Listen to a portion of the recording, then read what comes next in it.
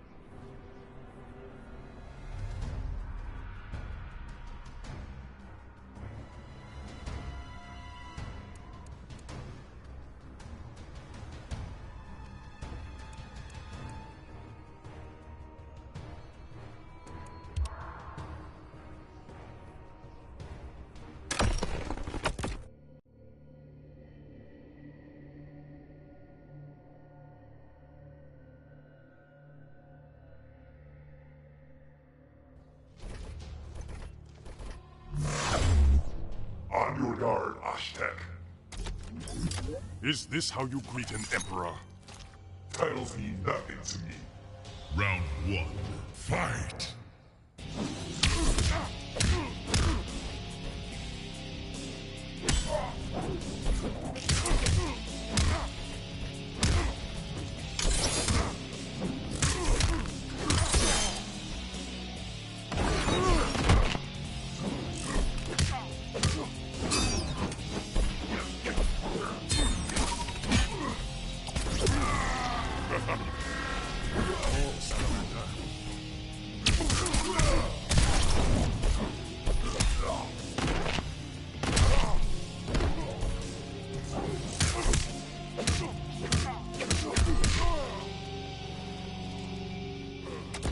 My abilities are perfected.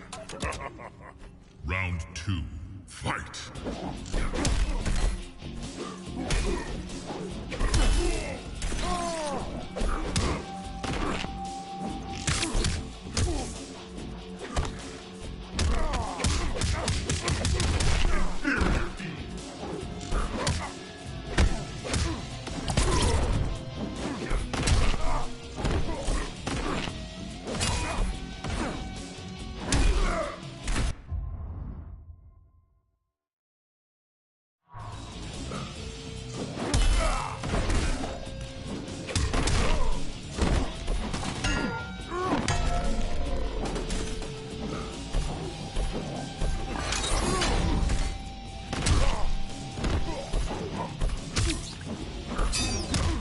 Finish him!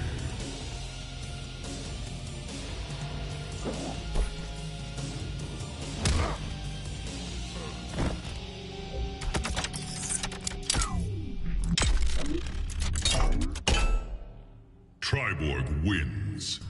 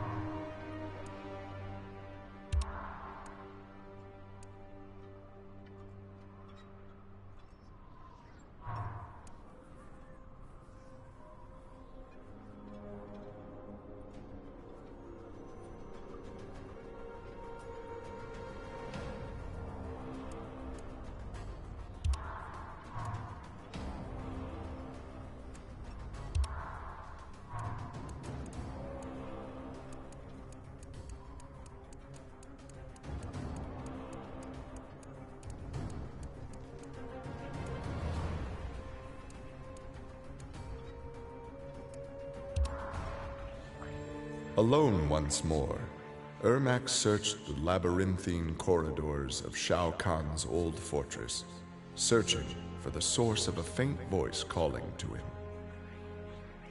Suddenly, a wisp of dust brushed his chest, wrenching free one of his many souls. The dust took the form of a man who began to consume soul after soul. As the weakened Ermac stared helplessly, he recognized the mysterious figure. The sorcerer Shang Tsung, returned from death.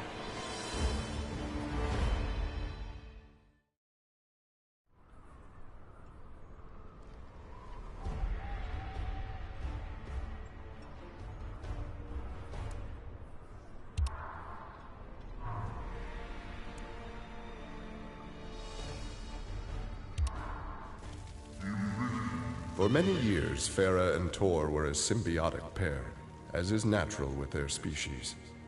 But that bond was broken when Farah came of age and began the Great Transformation. Farah Tor returned to the Tarkatan Wastes, where Farah began her metamorphosis. The process took an agonizing 3 outworld years, during which time Tor withered and died. Now a brute, Farah will be chosen by a rider. A new symbiotic pairing will be forged, and new battles will be won.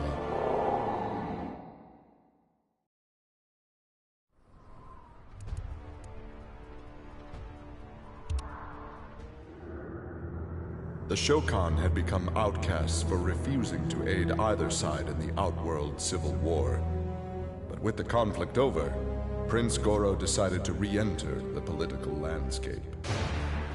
Kotal Khan's armies were weak from years of battle. Melina's rebels were scattered. It was an easy matter for the Shokan to seize control.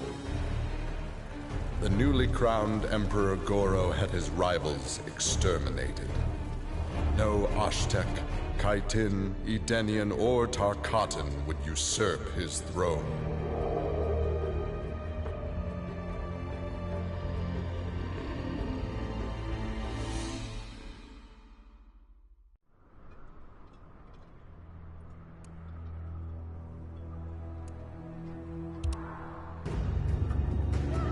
Like Scorpion, Jason Voorhees was a revenant. A vengeful spirit returned to life. Hundreds had fallen victim to his bloodlust. Liu Kang, now ruler of the Netherrealm, took notice. An immortal killer like Jason would be useful in his plans for conquest. He drew Jason into the Netherrealm and offered him an endless bounty of slaughter in return for his allegiance. Jason's simple reply was to destroy Liu Kang.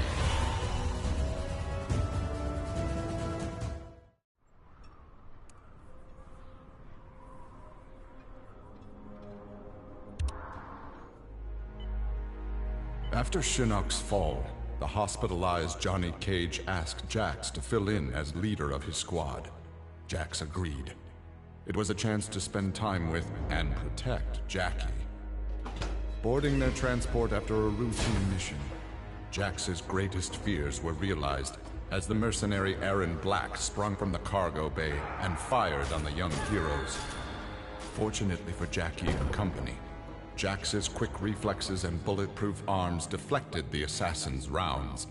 Jax quickly subdued Black, then slipped into shock as a red stain engulfed his chest.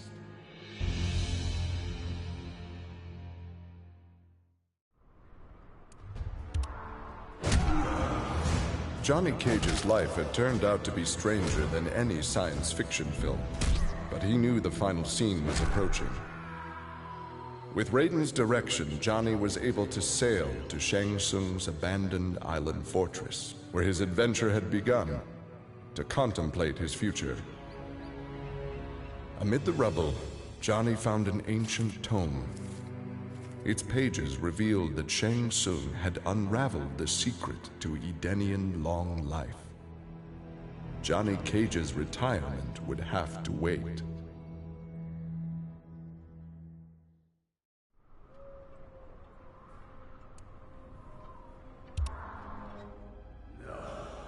Kano had always been a survivor, but even he would one day succumb to fate. His ideals of ruthless terror would die with him, unless he could pass on his methods to a new generation. Combat, weapons, high-tech sabotage, torture, all would be part of the curriculum. But before his students could learn his techniques, Kano would beat the weakness out of them. They would understand, or die trying.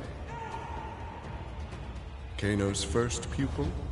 His own son. Class was now in session.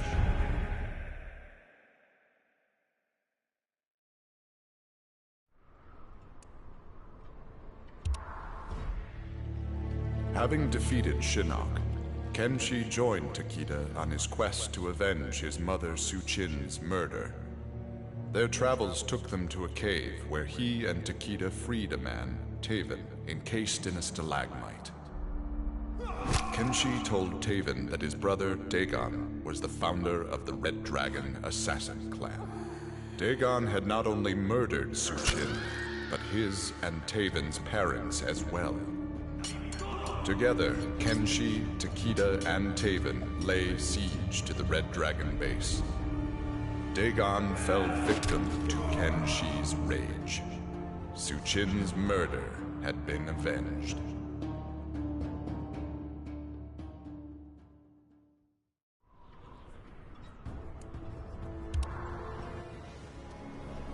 Kitana found herself walking the streets of a magnificent, shining city. This was Edenia, a realm freed from Outworld, and Kitana was its beautiful queen. This was the timeline unaltered by Raiden. Earthrealm had been destroyed by Shao Kahn, but Kitana had survived Armageddon and united the other realms to destroy him. Long-lasting peace was the result. Kitana awoke from this vision to find herself in the Netherrealm. She was not the queen of Edenia, but a revenant of hell, and she hated Raiden for it.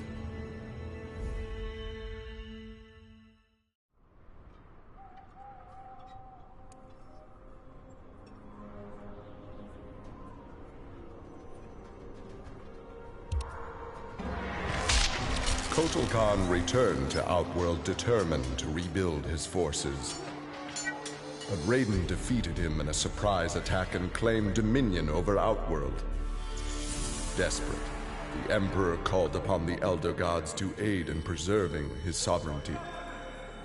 They granted his request, invoking the most sacred of contests.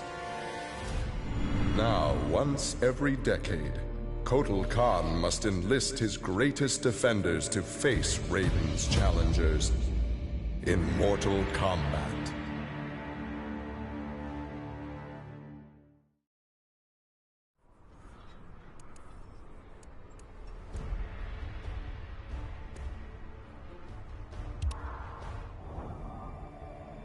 After Shinnok's defeat, Kung Lao found himself trapped in the Netherrealm, his soul corrupted by Quan Chi's dark magic.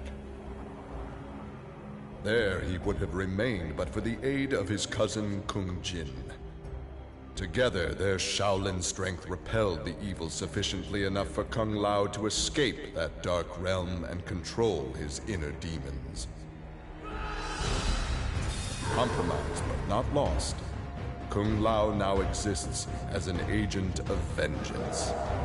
He will show evil no mercy.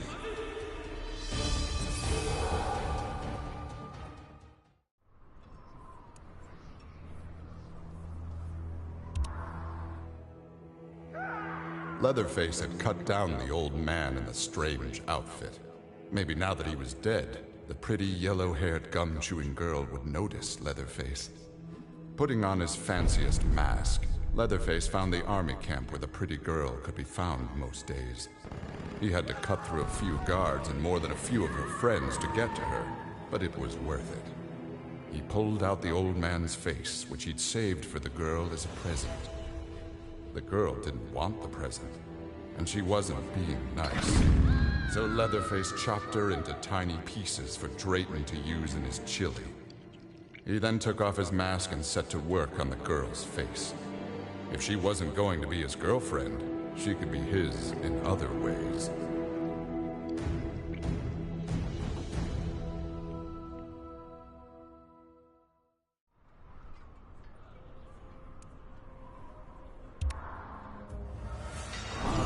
With Shinnok defeated, Liu Kang explored the Nether Realm, a world that, without Shinnok's controlling power, had descended into chaos.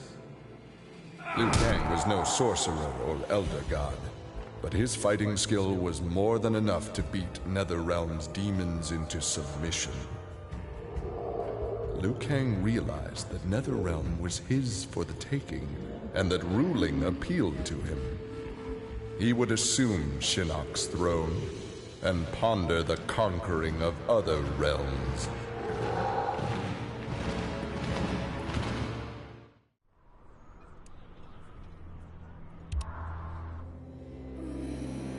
Overcome with exertion, Melina collapsed and felt her soul gliding through the ether.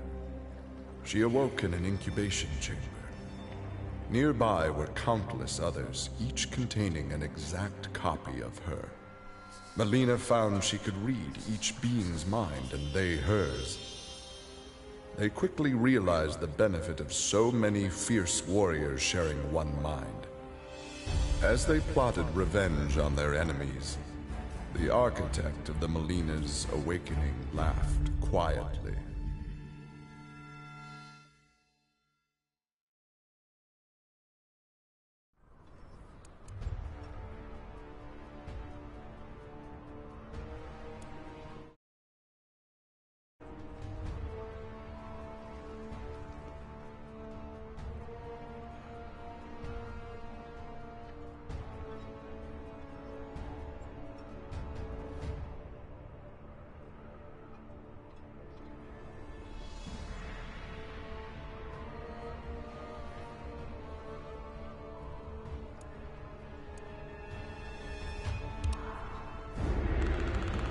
This world called Earth produced many worthy opponents, which made for excellent sport. Some possessed a power previously unknown to the Predator's race, sorcery. The Predator sought to harness this new power for use in his conquests. He analyzed a trophy from a recent battle and eventually discovered its secrets. With the power of sorcery, the Predator was unstoppable and decimated whole worlds single-handedly. He had become the apex predator.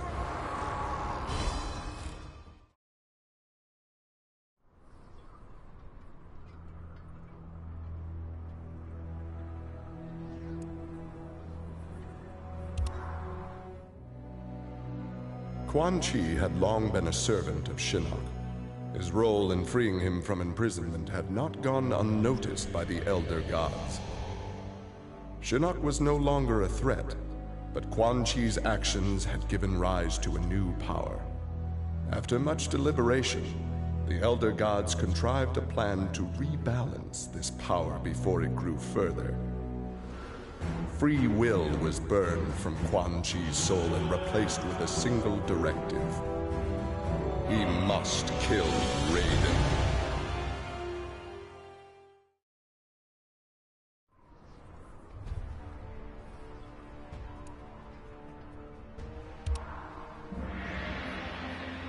After millennia of fending off Earthrealm's enemies, Raiden began to wonder if defense was the best path to peace. In a change of tactics, Raiden and the Shirai Ryu attacked Kotal Khan's armies before they could rebuild. They decimated the Emperor's forces, leaving Outworld at their mercy. The victorious Raiden claimed dominion over Outworld. The first of many threats to Earthrealm had been removed.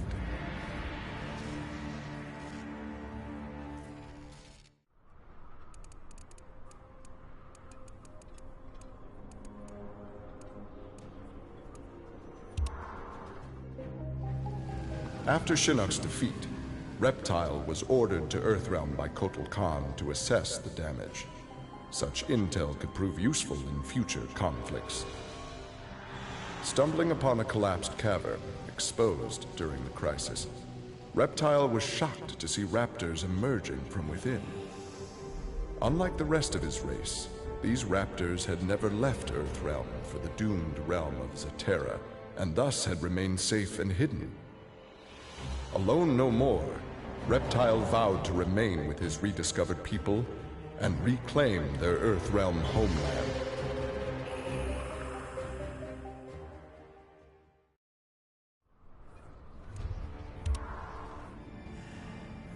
Remorse for his role in resurrecting Shinnok weighed heavily upon Scorpion's soul. His desire for vengeance had brought Earthrealm to the brink of destruction. Scorpion offered to perform harakiri to atone for his offense. But Raiden suggested a more productive alternative. Instead of death, Raiden sentenced Scorpion to life. He imbued Scorpion with a small portion of the Jinsei's power, linking him to Earthrealm's essence. Scorpion and his Shirai Ryu clan would protect the Jinsei and Earthrealm forever.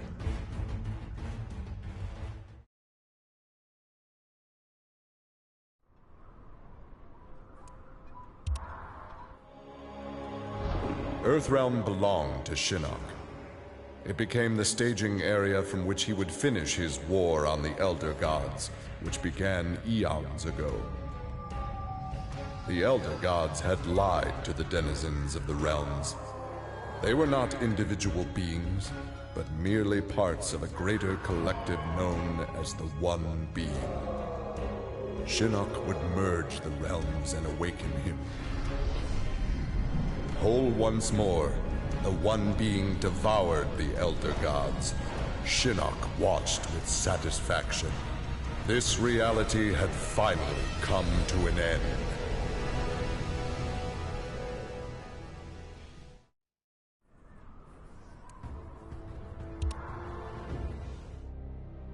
Exhausted by her ordeals, Sonya slipped into a deep sleep and began to dream. Kano held Jax and Cassie hostage. He made Sonya choose who would live and who would die. Seeing no way to free them both, she chose Cassie and screamed as Kano killed Jax before her eyes. Still screaming, she was awoken by Johnny. He had horrific news.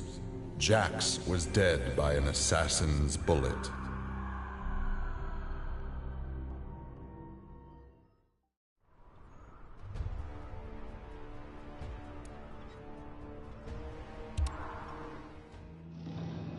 Grandmaster Sub-Zero knew his Lin Kuei clan would need more than martial arts to stave off future threats to Earthrealm. In the frozen reaches of Outworld, he found the answer.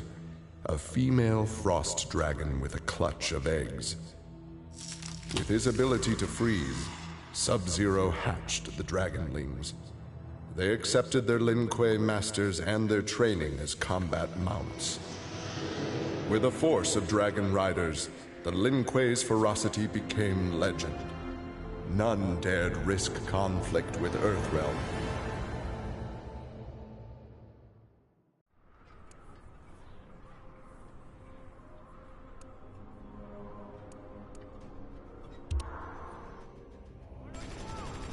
After destroying Shinnok, Triborg turned his attention to the Special Forces.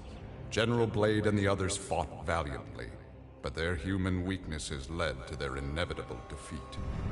Now with access to the SF computer network, Triborg used it to interface with the Lin Kuei storage drives from which he was spawned.